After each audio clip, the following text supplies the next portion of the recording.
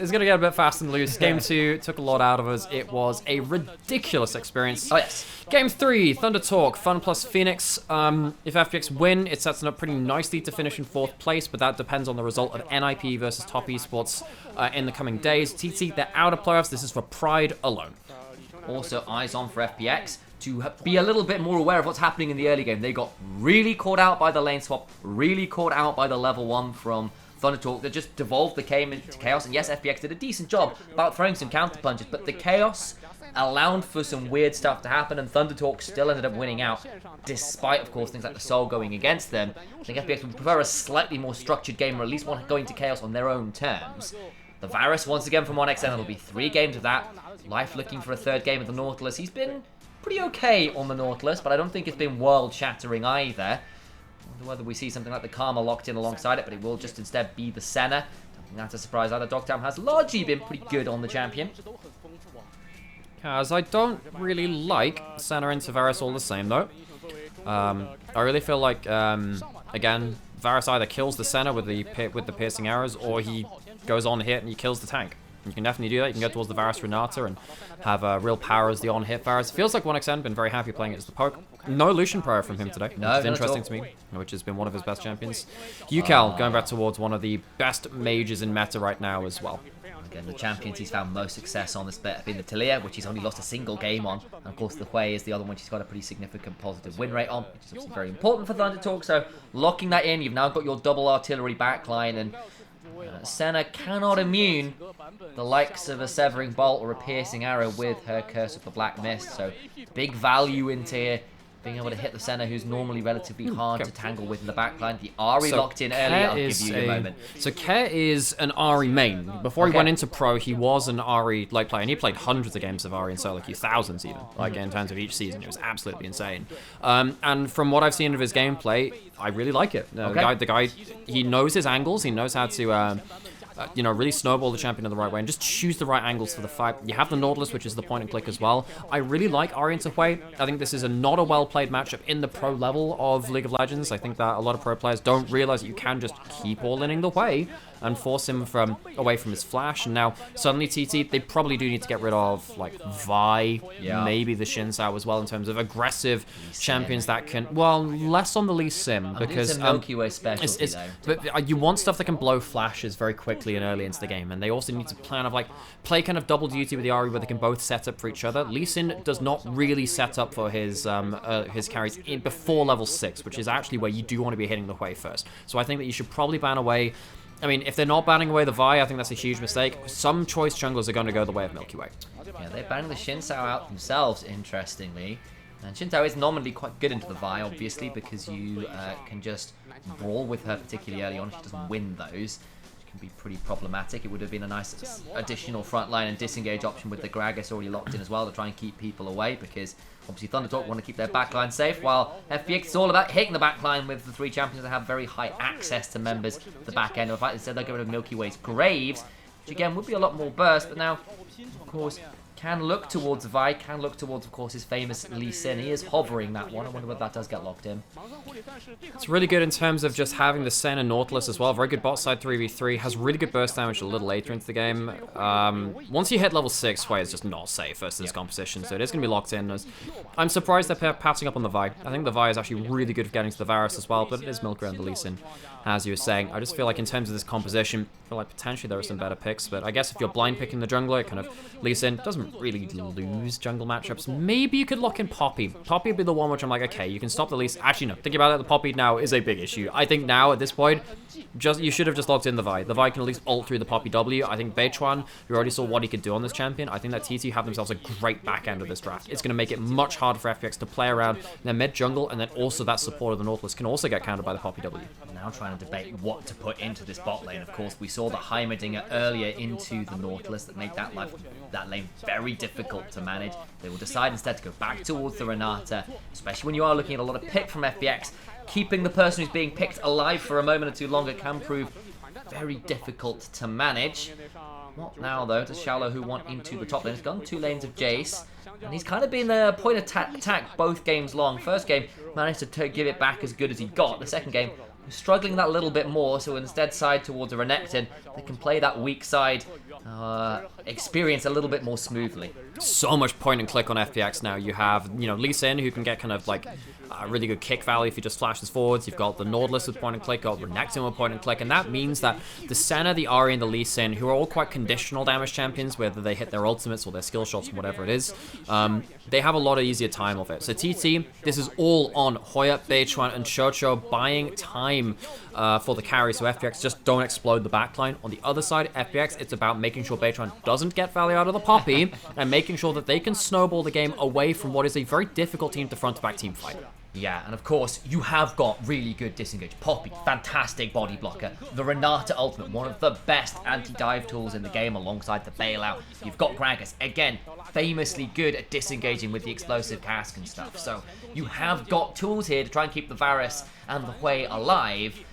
Look at the other side, and are you going to be able to disengage everybody looking for their heads? And if FPX gets snowballing early, then maybe even the front line becomes a threat of the picks. If you start the snowball, it can get very tricky indeed.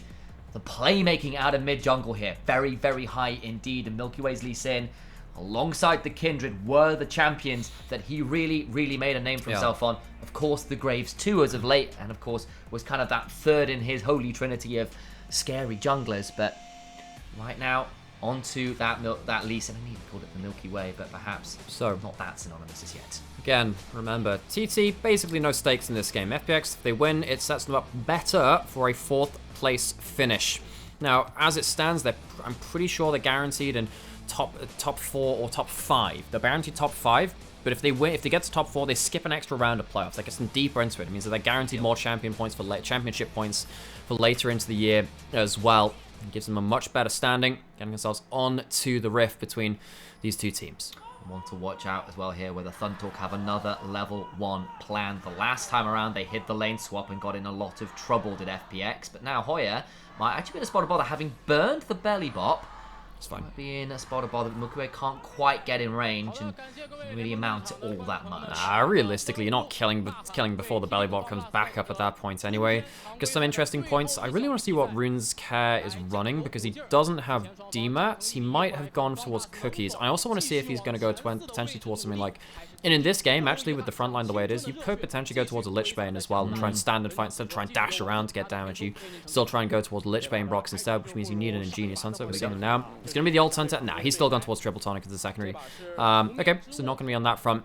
Not necessarily itemizing in towards something to do more frontline damage. Fair enough. And I can sort of understand, it's like, actually, I'd rather just be hitting some of those squishy members at the back. That makes some sense. Bot line, though, level 1. Plays begin again. Chocho throwing out the loyalty program, and it is going to be, probably a surprise to no one, Thundertalk's bot lane with those so important AoE level 1 abilities doing a lot of work. We saw this in game 1, right? Just walk up to the Varus Renata, absolutely eat tons of damage at level 1. It's just not where you win this lane. Basically, Sen's trying to get access to the wave to clip it just a little bit, but it's really hard to do that without giving up a huge amount of HP. You can see that's why Docdam is trying to position close to hit. Doesn't manage to tag that Q. It's annoying. You need to be hitting minions to get your Q cooldown a lot lower. So 1xN and Chocho, once again, having a strong early laning performance on strong early laning champions. There's no surprise there. Milky Way will be on vision in terms of his start. Went Raptors into the Krugs, now into red buff, so the knowledge is late. I don't know how much that really means. Yukal throwing down the ward into the river on the bot side of the map to try and make sure any angles in from the Lee Sin will be a little bit more mitigated. Care stepping forwards, the crushing more is good, but the electrocute trade back makes that a relatively even one for now. You're going to get level 3 from Care, but it means that you don't have the level 3 for the extra ability in that trade, which is a pain in the ass. As we said, no, actually quite like Ahri and Sohui. The thing is, Yukal is just a very good player of mages, and Care, though he is an Ahri main, and he has been in the past as well, he has largely, I think, been outvalued by Yukal in this series. I think Yukal, even in Game 1 on the ASOL, very good individual play in a hard draft for the ASOL. Game 2, he ended up playing that Tristana, and that game was an experience of all time. Game 3 here as well. Now to see if Yukal can really be a carry in this last one as well. Feels like this is a great draft for Hui to stand behind the Poppy, stand in the Renata ult, and kind of bait the other team into coming on towards him. If he hits a good ultimate, there's no one on FPX which can really tank that up. This Hui can really carry late game. do a lot of work again. Hui's late game scaling is a bit conditional. You feel like the burst is good, but against tank suffers, it's not really a tank this game. Life will get tanky. I suppose it's going to be the farming Nautilus and Shallow, who again will have some, but it's not quite the same as, say, an Ornn, a Cassante, something along those lines. So. Ooh, handshake force the cleanse. Ouch again. Bot lane laning phase. Don't like this center here. Cap can potentially have... Nah, he'll be fine. Might need to flash out of the QW. Closer and stuff. Flash. Good charm! Does a lot of work. Back onto you, Cal! And I just see the joy on Nymaera's face. That's great, Ari turnaround. That's the one. No minions under that turret. Charm cancels the auto attack. Pins him down there.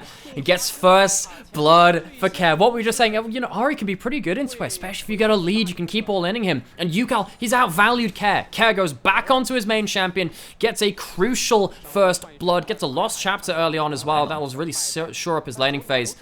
Hoya left alone and top side, potentially cross map towards bot lane. We could end up with a double tower dive happening. Flash. Dogtown flashing away though, keeps people locked on the turret. Not so much damage back! 2 tower dives cause 2 damages to the side of Thunder Talk. So much done against them. Big damage onto Shallow, who was looking for a trade back. That grass proc doing a lot of work on Hoya. Actually, with, of course, that passive on the W, will mean that he's not as low as he was a moment or two ago. I think the tower dive might be off on the other side. Milky Way has a safeguard here on top side, so Hoya can't go into the all-in. Spots out Milky Way, and that ward into the new pixel brush of that. Top side, going a lot better than they had any rights to hope towards. Still have your electrocute up here as well. That's an important thing. Does he get the taste of blood? Doesn't even need it. He has it at the end of it. Flashes away from the follow-up auto. Nice, clean stuff. Bot side as well. Just, it's not even a flash away from the tower. Hoya just, Hoya Beitron just misses the wall stun. Feels like Hoya had similar issues with that last game. Just got a position away from that tower. Dogtown makes it hard. They do, and then Thunder Talk take the opportunity with the resets having come through and the lane press to at least get the early dragon. Milky Way, though, actually roaming on over, looking to try and contest this because they feel like they're stronger at this point. The dragon likely goes down, but what about a potential fight afterwards? Care just hit level 6 on that wave, which is why he couldn't have roamed earlier. You need that level 6 for that play. Care, though, now going to have really good control over this wave. The big thing about Ari getting early gold is that when you don't take dematerializers, and most of the time it does, I prefer taking the early dark seal, but it just gives you really good wave clear even if you don't take the demats. Rotation towards top side. From Dogtown of all people as well. Hoya might be forced to ult here. The last embrace wasn't thrown. Began to wonder for a second. I don't think he's a known factor as yet. Hoya already ulted, by the way. He already ulted at the start of that play, so he can't be forced to ult again. He's already done that. Root doesn't hit. See that FPX, they took 2 of the first grubs. Milky Way didn't stock around for the last one. I wonder why he didn't just clear that out. I guess they can go towards it now because he wanted to go towards bot lane. I guess that makes a lot of sense, right? Milky Way, I wonder if after he takes these raptors, because he's actually been farming quite well, I wonder if he hits level 6 off of them, might actually take the last grub. They'll call it if he needs that for the XP, actually, I would imagine, because that he won't. And FPX, good start in this game. Grub XP is really good, but I think he's still going to need another camp, I think, for level 6. Might be 2. I think Krug should give it to him. We'll keep our eyes on that. Still clearing the way through all the mini-ones. All the while, though, TT going to shove on in. That's the handshake that interrupts the Dredge Slam. Of course, still has the shield. So it should be okay. The Titan's Wrath just about keeping him alive. Of course, 1xN going for the on-hit Varus. Did we mention that yet? No. Okay, cool. Right, cool. Yeah, the other 2 games. So, right, well, we should mention it then. So he's gone towards the on-hit. Much better at chunking through the Renekton, the Lee Sim, and the Nautilus. It's not like you have as easy access to the targets with the poke arrows later into the game. I really think that makes a lot of difference. So now what you have is Varus and Hui who want to just be basically putting themselves in their own team's Renata ultimate as for FPX try and play out these fights. You've got the Gragas ultimate to keep them safe as well, and hopefully they can stand and deliver with that big DPS from the backline. The problem is, of course, Dogtown went for that roam, and of course, much like supports that leave the lane, it comes at the cost of his own experience. He's actually behind Chocho at the minute. Of course, is effectively playing pseudo support at this point, so needs to be a little bit aware of the level. Milky Way is around though. Depth charge on in. 1xM flashing and cleansing away the Chains of Corruption. Backbow means so much damage. They're going to try and throw this back around though. Goes on in with the Q2. Will get that one down. A final auto would get it and cannot get the kill back. He misses the arrow. It's not the final auto. It's the final arrow which misses. He had 3 stacks on it. Tries to tap it through. Can't get it done. Dogtown sidesteps. It is a 1-for-1 in the bot side though as 1xN can't quite make it out through the bailout. It's a big deal as well, of course. That's double summoners from 1xN down, which could be pretty significant. Of course, life burned is as well, but the Nautilus without flash is a lot less of a target than the Varus on the whole. Beitron, though, taking the opportunity to get on in and nick the red buff away. Feels pretty good. Shallow, what's he going to do? He's going to put down a ward. He does see that. Don't think he can stop the back, but Beitwan just says, okay, right, let's get away from that one. Hoya going to take this time as well to just go towards top side and make sure that wave is pushed all the way in. Now, UCal, he doesn't have flash for the next few seconds, but neither does Care. FPX, they've got this really good like shove in mid lane now, which is really helping them because Care is, he's got Merc Trez, he's got the Lost Traptor. Really waiting to see if he can again just pick up something like that Dark Seal. This game is not one which I think he's in a huge amount of danger and dying as soon as he's picked up those Merc Treads. I really want to see him start snowballing, just like bot side is in danger of snowballing from both these teams actually. See that 1XM? He kills the first target, and then FPX realizes, well, he doesn't have a bailout target now. It's the last arrow misses here. It's not the last auto. 3 stacks, and it would have killed Doctam. Lucky to make it out alive. Absolutely. All the while, though, they do get the kill. They do manage to make that the 1-for-1. It could have been a lot more ugly if 1x had survived that. But you can see why he's such a threat. People have been singing the guy's praises. I certainly have been, at the very least. All the while, though, still going to be FPX with a kill lead and a nominal gold lead, but only 500 or so at this point in the game. Isn't that much to write home about right now. Yeah, it's close enough. TT, you know, when it comes to the 5v5s later, in a lot of ways I favor TT because they have very good front line for very long range backline, which have a lot of DPS against all comers. FPX feels like Ari, you know, I'm trying to think of what build I would go this game. Of course, I would be looking for, instead of that time there, I'd be looking for that Dark Seal, looking to snowball. That fixes a lot of your worries because Ari struggles to damage frontline. You can stop off with something like a Leandries if you want, but if you go into Leandries, you don't have the burst damage against the backline as easily, and that means that you have to pick your targets a little more. So it really will be on Care to see, can he say, look, I can still play through what is a very difficult front line to play through in regards to the Poppy W, the Gragas ult, and of course the Renata ultimate making things very difficult. Need to really see how FPX can execute on the team fights, which to me go in the favor of Thunder Talk. They managed to get some picks going, and that's great news for them, but they are going to want to try and get some more to their name. They've gone for the Ari Lee Sin and found huge amounts from either of them outside of some good anti-tower dives. Next fight might come through. Dragon up. Big flashes available. Q misses. Beitwan sidestepped, now in a spot of bother as the last embrace comes on through, but the teleport's back, means life's Double now teleport. in dangerous. The chance of corruption go wide, life's dangerous, as it's a decent charm though, and the Beitwan is taken very low. Look at Dogman flashing away from the cask, no less, but the bailout keeps Beitwan alive. Care in a dangerous position. Renekton cannot join, has no teleport, and that meant it was a 4v5. They can't quite get away with a 1-for-1. Milky Way has ult. Can he get a kill through? I don't think he can. He might just get burst out. The Spiraling Despair comes on through. Now they can teleport back because it's Care. And now what about the turnaround? Pretty good. Dogtam's so desperately low.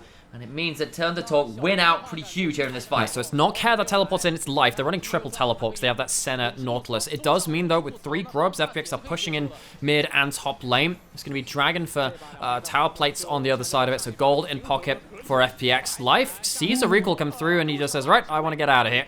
And throws the hook at the wall to get himself closer to his teammates. TT really showing how hard it is for FPX to close down that first kill and get through that damn front line. It's a good amount of gold to Shallow and to Care off of plates, but really, TT, again, flexing the muscle and saying, you're going to have to deal with this team fight eventually. But it still comes at, in the end, a nominal gold lead more or extension from FPX despite the initial start. I mean, Nautilus is obviously countered by the Poppy as much as these other champions as well. Funnily enough, Beitwan gets the phase rush for the slow reduction, which means that the charm hits and he runs into them. Almost gets him killed. Okay, we're almost getting a clean combo. Now, towards these grubs, Milky Way walking up here. Beitwan has Smite, would love to... Well, he did have Smite. I think he ended up missing through that one, actually. That means that FPX likely getting 6 grubs. Oh, hang on. Charm goes wide, but it prevents the Hex Gate behind. Milky would love to get one more. He's not going to walk out to it quite yet. Because everyone is here and Life in particular is not around, FPX have to leave it alone. Also means, when you're taking grubs on red side versus a Poppy, you just set yourself up along this wall for a wall stun. Very hard to sit around in the pit and get out of that spell, especially without the flash available from Lee Sin. Maybe you could stick around, look for a secure, then flash out of the Poppy W to get around that kind of play. So, Beitwan showing presence on the top side, good value from that. And what this also means is that TT don't give over the 5 to 6 grub buffs that FPX could have used with multiple side laners later into the game to give huge split push pressure and damage on towers. Worth noting as well there, because there was no smite on Beitwan, Doctam tried for the Q steal with the ward over the wall. It was actually very close. Didn't quite get the angle right, it was a little bit awkward, but still. I appreciate the attempt, especially because there wasn't that easy secure. So, first items coming through from FPX. Really important now for them to play around this power spike. You have Eclipse on Shallow, who really big for him. You have Malignance on Care, big for him. Sundered Sky on the jungle as well. So, FPX, they have a slight gold lead. This is where the gold lead actually starts to bring itself through, though. Shallow, who looking for the big fights with that, with the Dominus, and then, of course, with the Eclipse as well. Has, as you said, gone towards that slightly burstier build to back up what the rest of the comp is doing. And when you have given a lot of the gold over to the solo lanes as a result of that play bot side, they need to deliver. They need to make it work, because FPX are on something of a timer this game. The pick will always be good, don't get me wrong, and if they ever get a hold of UCAL or 1XN in particular, the damage can still be pretty brutal for ThunderTalk to manage, but they are still going to be in a difficult position if it becomes more about those set-piece plays. What are we waiting here from TT? I think Seraph's completion UCAL is a huge extra dissuasion factor for FPX diving onto him. That's a big thing. First item for 1XN definitely helps as well, but you're really looking for, Terminus on Varus is a big thing too. He often goes for Rageblade second because it applies to his W so effectively, but still. 2-3 items, I think FPX are going to find it hellish to get to these carries. FPX need to find fights before that. TT want to stall, and maybe just use the fact that they have 2 early dragons to make sure that FPX aren't going to get themselves an early soul to keep them in the game. Yeah, I think that's probably a fair point. A note from UCAL as well, who's once again building towards a Morellonomicon. And again, you are into Senna, which means at some point you're going to want a bit of anti-heal somewhere. And obviously, Lee Sin, Renekton all do a fair amount of healing themselves, even Ahri with her passive. So trying to mitigate that somewhat makes some sense, but it is going to hamper Hui's overall DPS at least a little earlier on. One of the problems here is that it builds into full Morello if you go towards that. You're delaying something like a Horizon Focus, which is really good for you to do damage from range and gives you a lot more cooldown reduction too. And also it's flat Magic Pen into a team that has 4 Merc Treads. A huge amount of MR going to be built up through this game potentially because you have overly magic damage. Even Varus does a significant amount of magic damage with his W. So potential issues there from UCAL's build in regards to optimal damage. When you are huge amounts of your damage, what it means is it puts more burden on 1XN to pick up the slack which you're putting down. And again, he's got himself a recurve bow in inventory, which of course will be likely going towards that rage bait. But of course, if it ends up with the second one, it's a turn of a second. And I can understand that second too when you've got a lot of people coming for your face. Not going to be relevant for the next dragon though. Minute up on that one. TT, if they can find themselves a third dragon, oh boy, that's a problem for FPX. It feels like at that point they can stall for a long time. All they need to do is not give over a Baron. FPX, they would love to take this dragon, stop that soul stacking, but they need to find a clean team fight through Beichuan's Poppy, and that has been a hard ask in this game. It's just a little. The gold lead is actually at the moment in FPX's favor by a fairly heavy amount, but you need to see some of the resets come on through, and actually it is still ThunderTalk that have the better setup around this soul point. As we thought as well, I mentioned this earlier, it is going to be the Leandri second coming from Care at some point. Again, that's not going to be relevant right now. 1 item, 2 item spikes, huge for FPX. Again, after that becomes very difficult this game to get themselves in with a good shot of that top 4 finish, but it starts really kind of now. If they can get a good fight around this dragon, they can keep themselves in the game. Senna at 2 items, the opportunity and the blood song completed, but that's actually the cleanse forced alongside the spiraling despair that forced a flash, because that severing bolt would have killed. And they do that without even having the ultimate from Varus thrown in. They still have that available. They still have the Renato. Huge misplay from Doctam. What on earth managed to CC him there? I didn't quite spot it. But either way, Dragon starters would still be soul point, the handshake onto life. Hoya on the other side. Look at Dakdam so low. He gets in! Milky Way steals it! Unbelievable! How has he done it again? Forces UCAL down to Shallow, who flashes after the kick target. It's 2 for 1 in favor of FPX, who just get away with the heist of the century.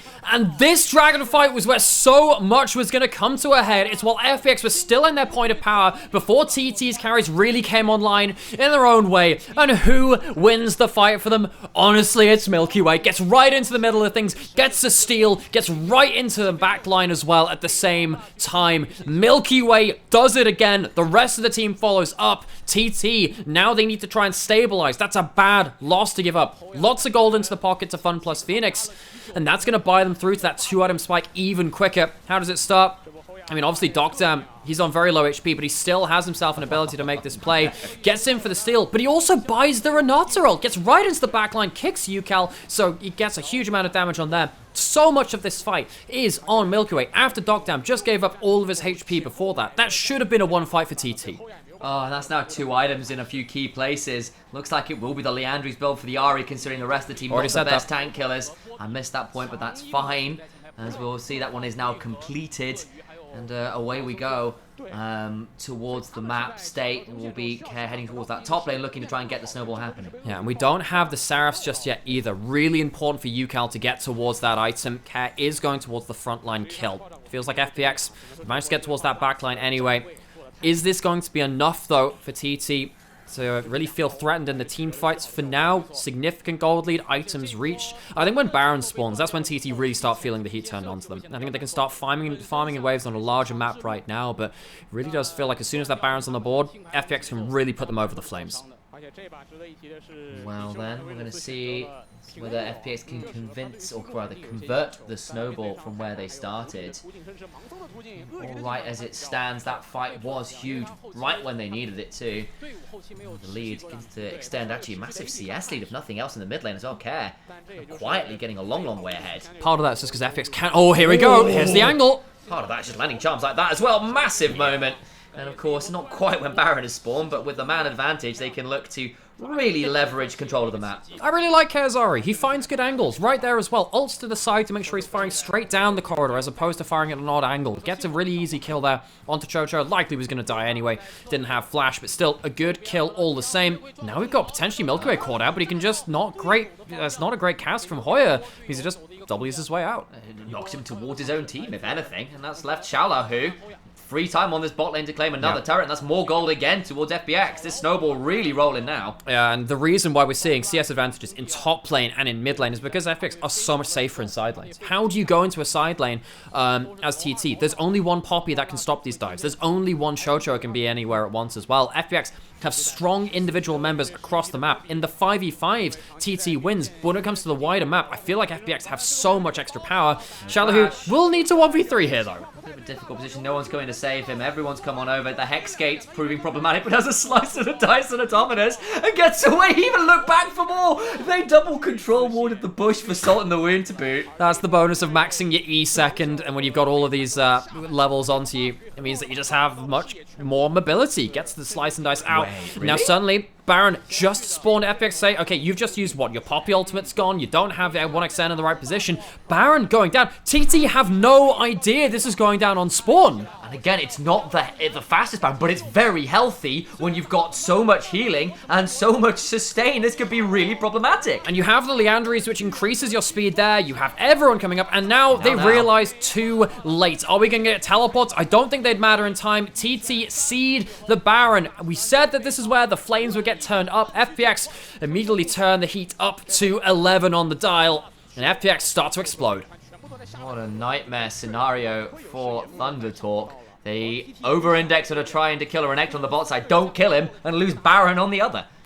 So, FPX gold in pocket from that. They already get themselves 50 to 100 gold lead just from taking the Baron itself. That's getting us through to almost a Magic Pen item for Care. We'll see whether that's the Crypt Bloom. I'd imagine it will be, actually. I think Crypt Bloom's pretty strong in this one, just for killing that first target, getting in the extra HP afterwards. But it's going to allow Shallow to get through to a third arm. Let's see if he goes to something like a Black Cleaver. Milky Way could go to something similar as well. Or he could even go towards something like that Eclipse. In fact, I think it will be. They get themselves forward onto the map with this, and I don't think TT have the wave clear now. They're cross-mapping, taking a top lane out of turret, but against 4 grubs from FPX, this is going to be objective bounties to TT, but potentially inhibs going down in their base. Way and Poppy, not the fastest turret takers on the planet, let's be real. They're going to try and get something. That's an objective bounty, but it's going to cost them a lot of turrets on the bot side. The inhibitor turret falls, and the inhibitor too, but I'm not sure whether Thunder Talk could realistically have defended it in the first place. Yeah, that's what you're asking, right? I mean, if FPX just stop at the inhib, likely they would have taken that anyway. Now, if they can take a top lane and an inner turret, oh no, Hoya, you can't do this! Flash for the charm onto Chocho, but it's a good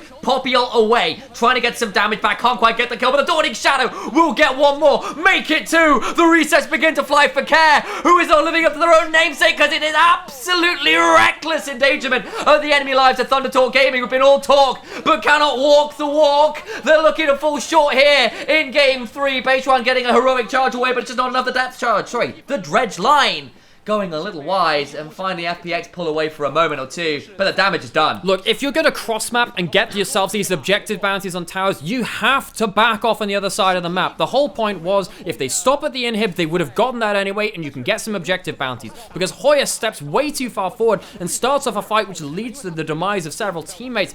FPX walk away with a huge amount of kills. TT can't contest towards the dragon, and it starts from this. Your mid laner is pushing the top lane in a turret. He does not want to be here, and FPX already have the strength in numbers and the strength in stats. Shallow, Care, Milky Way make an absolute mess of this fight. Care once again finding the great angles, knows he has the extra stats to go melee range with the Gragas. Who gives a damn at this point? He'll make it out alive. And it feels like really UCal is the real loser of this scenario because Hoya throws him under the bus for not being there. He was on the other side of the map trying to cross map. And I get what Hoya's thinking. He's like, if I interrupt this back, it gives more time on this tier 2. If I interrupt one of the solo lanes who'd be going to try and stop this, particularly with a teleport, it could have mattered. It doesn't. He gets picked. It was all a bait, and the damage is well and truly catastrophic. FPX get a Dragon Baron buff, ending with a 3,000 Baron power play, going up towards 4,000. This isn't a turret. That's going to be 4k straight in towards it. 3 items hit now for Ahri and for Renekton. Crypt Bloom, we talked about that one. It's nice in terms of like getting that first pick. And when you're playing stuff like Renekton and Ahri, and particularly Lee Sin as well with Sundered Sky, you use your HP as a resource. You put yourself into harm's way because you know you can regen it up by doing damage and getting kills. The Crypt Bloom can help you do that. The Eclipse and the Sundered Sky can help you do that for the other members on the top side too. 3 items makes this so much easier to play around your higher HP, your higher stats, and the much higher threat that you bring with you. So difficult. And now with zombie wards flying as well for the Senna as well, your vision control gets even more oppressive. In game 1 when FPX looked a lot more controlled than, say, the game 2 where everything went absolutely to chaos and back and all the references from 40k started flying. To Warhammer in general, let's be real. The vision control was a big part of what slipped for FPX. They weren't as sure about where people were, about what was happening on the map. This time around, they know exactly what's happening. Yeah, you know, I was talking about 40k. Surprised that we haven't mentioned the OP ranged units of the tower in this one. We have a railgun. I'm not sure if it's like one of the... I'm not sure what kind of battlesuit Doc Dam's working towards here. Crisis battlesuit, that's the one. Either way, I mean, this guy is absolutely shredding out damage with the strength 10 rail shots across the board. What were the big ones with the shoulder mounted ones? I can't remember. Cool. Yeah, there are the Crisis ones. There are the Hammerhead's the tank. Hammerhead's the tanks. Oh, I remember the Mantas being the huge flying dropships. I can't remember the big ones. They were really expensive as well. Yeah, but anyway, they're really cool. Whereas Care, he is cool as a cucumber. Look how slick that combo is. Oh, UCal immediately flashing away, but there's a death charge afterwards alongside the Dawning Shadow. Gives a reset for Care, who's on the wrong end of a spiraling despair, but to what avail? The knockaway is pretty good for the Keeper's Verdict. Care does go down. Over the wall goes Milky Way, but the damage in some ways is already done. Look at the health bars. They're non-existent. It's only a 1-for-1 in the end. It's actually life died too. I make that a bit of a lie. Yeah, I mean, FPX, they do end up getting traded back onto. It's a bit awkward. They get a lot of damage down, but there's nothing really to capitalize on that. I do want to focus, though, on the fact that Care finds another good angle. You know, I've kind of been, you know, umming and ahhing about, you know, how I think certain Ahri players are in the world, who are the top X amount of Ahri players in the world. Care is genuinely quite far up my list. I love the way he picks angles. I think that his ability to find angles in skirmish with the rest of his team has been way better on the Ahri than it has been to other champions he's been piloting. Right here again, punishes the wall being cleared. This is actually blind at this point. He gets it right over the wall, combos up with Lee Sin at a great spacing away from the Renata or the Varus that can instantly kill him. After this point, I don't even think this is necessarily his fault. He ults in just as the Poppy ultimate comes in through. Shallow Who's here. If that doesn't hit Shallow Who, then this is an instant kill. I even don't mind this angle. Honestly, you know, he might even crack my top 5 at some point. That's pretty impressive. And right now, I think I've got Knights, I think Rookie's up there, I think Chobi's up there. And then after that, it gets really, really quite murky in regards to who's next on the list. Care is putting a name in for himself. A fantastic game from him. And on the other side, Bejuan, critical ultimate there. Liferidge kind of tanked up the turret and died for it, but he would have been fine to do that if the rest of the DPS could come on through, but knocking away both the Senna and the Renekton, who just flashed onto 1xN, he'd forced the cleanse. It could have been massive. Back towards the Baron again. We have Doc Dam burning it down. Not the highest Baron speed. Shallow Who on the flank. Care not burning the Leanderies onto the Baron either. That's a big part of that Baron damage, so it's going to be slow. TT, they have to pick their way through enemy territory. These bushes are not kind to them. They're whispering their demise. Flank on the horizon. There's multiple flanks as well, because look who else is looking for an angle. As Carey goes over the wall, finding another good angle. Gets 1xN as well. What a phenomenal charm. Life now, but Milky Way finds a third flank. There's always more. A's into the backline from FPX, who incinerate Thunder Talk Gaming, grounded the lightning rods of FPX, bring them down to earth. Double teleport into the base, and that will do it. Thunder Talk could not do the Thunder Walk. Thunder plus Phoenix, it takes a couple of incarnations. They lose a Nexus, but they will put themselves to 11-5 after being a team that no one expected to be here. This was meant to be a bottom tier team. They are anything but that. They are well on their way to securing themselves a top 4 finish in this regular season. Something about Chinese mythology and Mount Tai. You know what's above that? The damn Milky Way. It's been insane to watch this team with this player really come online, because it's not just Milky Way anymore, is it? A lot of these other members really coming into their own care in this game. Fantastic. Shallow, who again, once doing a phenomenal job on the Renekton.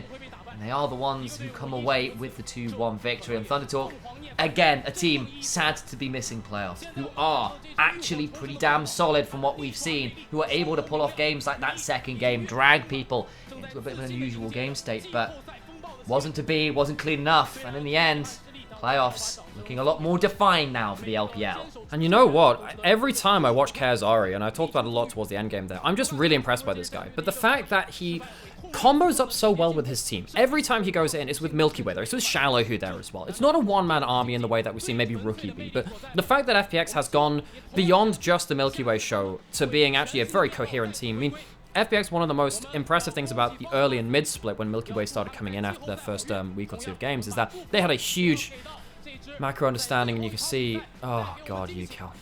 What a rough split. Last split, they missed out by just one series again. And they did that once more in this time. UCal has been, in my eyes, over the last year and a half, a top 5 LPL mid laner. This split, he didn't always look like it, but last year he was. Towards the end of it, he looked like it again. You gotta feel for him.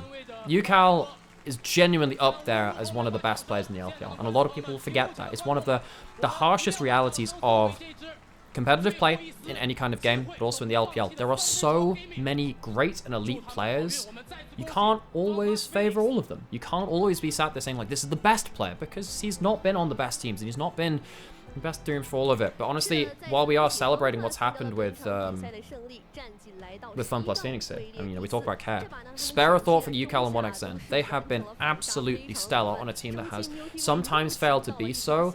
I want to see this team come back in summer stronger. I believe in them. I enjoy watching them. I enjoy watching them as players as well. This will be the last series that we see from them, very fortunately. Unfortunately. Yeah, it's certainly something in esports at its best includes some of those more painful moments, because part of the reason it matters is because it hurts when you don't quite make it. There are these other competitors who just fall that little bit short.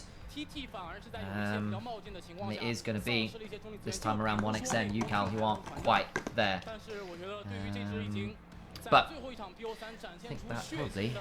That'll end us here today, folks. Thank you so much for supporting us yet again. Mecha, you're an absolute star. 100 gift bomb earlier in the day after donating $250 the other day as well. Jesus, dude, you are very, very kind. For everyone that's so we will be doing we'll be doing this again tomorrow, and that will be our last day of LPL casting as on this co-stream. Now, we might turn up and do some other stuff around there as well, but there will actually be official English cast for the rest of playoffs, so we won't need to be doing this. We will have ended up with 60 cast games. If you like seeing this stuff, go through the YouTube library that we have, go through the Twitch VODs that we have. Go check out Sam's stream. It's in the title here. If you're on YouTube as well, it's also on there as well. You go set up your stream. He's going to play some Final Fantasy. Hell yeah. If you're here watching us, even if it's in the future on VODs as well and stuff like that. Love you dearly. Thank you so much for supporting us. And yeah, we hope that you enjoy the content that we're doing. We know it's going to be scuffed at some points. We'll know sometimes we're going to be absolutely dog-tired because we're waking up at all hours of the day for 7 days a week. It happens like that. But everyone, honestly, thank you so much for tuning in. And we hope that you enjoy us doing a bit more of a formal cast. And You're not going to stop streaming games. So I'll be here doing like a regular co-stream, which is more chill, but I don't need to cast them if there's already a cast. If there's an English cast, then we don't need to, right? In fact, it's kind of a little bit like not great if there's already an English cast and then you're also casting. It feels like it's just a bit disrespectful to the casters. Which is why I only do this when there is no English broadcast. You know, I'm on the LPL stream the other day, and I have a lot of respect for the people that do casting as their job. It's a very hard thing. So any reviewing tomorrow?